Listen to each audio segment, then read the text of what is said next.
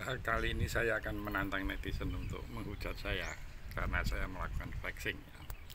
Eh, di mana netizen itu selalu menghujat flexing yang dilakukan oleh Erina Gudono, mulai dari jet pribadi, kemudian tas yang harganya ratusan juta, kemudian kue yang seharga 400.000, dan yang terakhir adalah eh, sajian ala Jepang omakase dengan langsung menghadirkan chef ke rumah sakit di mana Erina melahirkan. Saya akan berkompetisi dengan Erina untuk flexing tiga hal sekaligus. Yang pertama terkait dengan jet pribadi ya, itu di belakang saya itu teman-teman saya menyebut sebagai jet darat dengan kecepatan yang selalu kalah kalau start di traffic light. Itu di saya paling depan, kemudian di seberang jalan perempatan itu biasanya sudah ada sekian motor yang menyalip. Ini menunjukkan kecepatan jet darat saya. Kemudian jet darat saya ini yang saya pakai mungkin sekitar sudah 7 tahun lebih ya, itu selalu mencatat rekor di sepanjang jalan yang saya lalui. Itu saya sambil mensurvei secara at a glance begitu ya, secara sekilas begitu. Motor saya ini selalu menduduki ranking nomor satu, yaitu dalam kategori motor terjelek.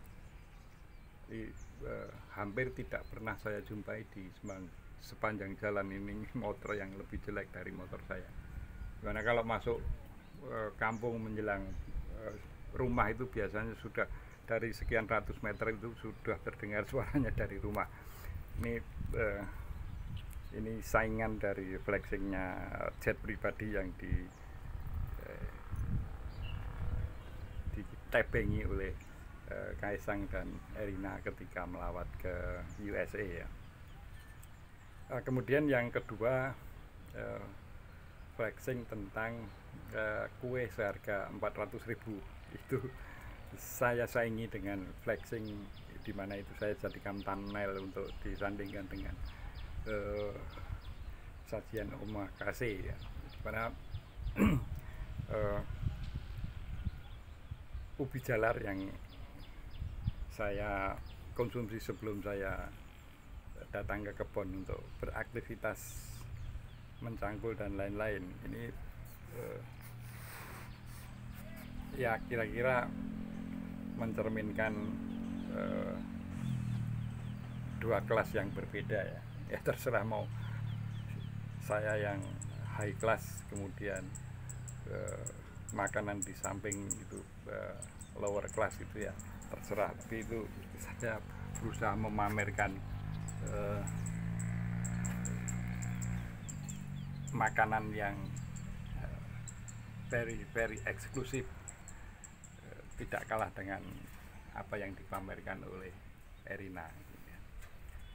Kemudian kalau cara penyajian omakase itu dengan menghadirkan chef, kemudian barangkali juga tidak mudah menemukan bahan-bahan yang akan diolah, sehingga ketika tersaji di meja itu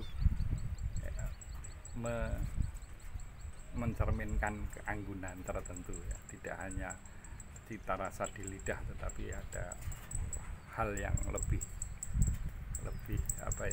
abstrak itu yang susah dijelaskan. Nah itu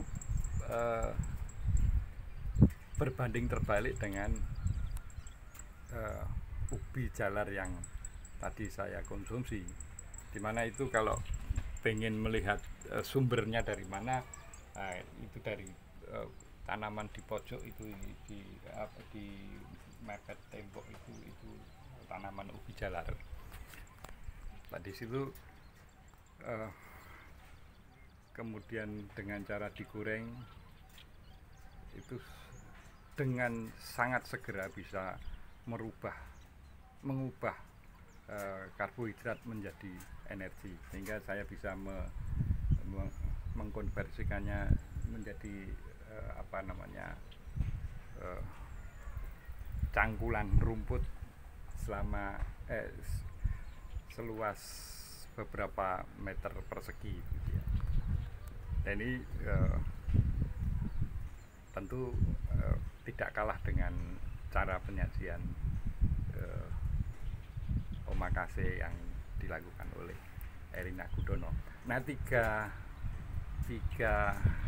kompetisi tadi, materi makanan antara roti maupun omakase dengan ubi, kemudian bagaimana cara menyajikan omakase, dan bagaimana ubi menjadi energi yang dengan sangat instan bermanfaat untuk mengolah lahan. Itu tentu cerminan dari potret real dari masyarakat Indonesia.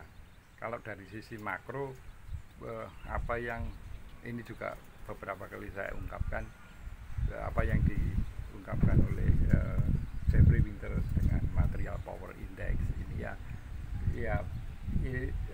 gambarannya semacam itu, antara ubi rebus, ubi jalar yang tersaji di piring dengan satu potong kue seharga 400.000, itu mungkin kalau dikonversikan ya menjadi kalau 3 potong itu seharga misalnya 2.000, maka 400.000 itu berarti identik dengan 200 piring ya. 200 piring ya. Kemudian kalau jet pribadi dikonversikan dengan jet darat saya ini, mungkin ada 1.000 jet darat lebih ya, 1.000 jet darat lebih yang ekivalen dengan biaya penggunaan jet dari Jakarta ke USA. Nah, tentu kalau sekedar kompetisi flexing semacam ini ya tidak ada artinya. Tetapi kalau ini kemudian dibaca oleh Mr. Prabowo sebagai realitas kesenjangan ekonomi di Indonesia, maka tentu ini menjadi poin penting bagi Mr. Prabowo untuk melaksanakan tekadnya, yaitu mati di atas kebenaran, membela rakyat dan orang miskin. Kalau itu diucapkan sebagai seorang negarawan, maka tentu nanti akan berimplikasi pada kebijakan yang betul-betul mengarah ke situ, mempersempit kesenjangan. Tetapi kalau itu diucapkan oleh seorang politisi, maka saya khawatir bahwa cita-cita mati di atas kebenaran nanti akan berubah menjadi mati di atas ketidakbenaran. Dan ini benar-benar dari lubuk hati seorang rakyat Indonesia yang menginginkan pemimpinnya betul-betul mati di atas kebenaran. Salam konstitusi.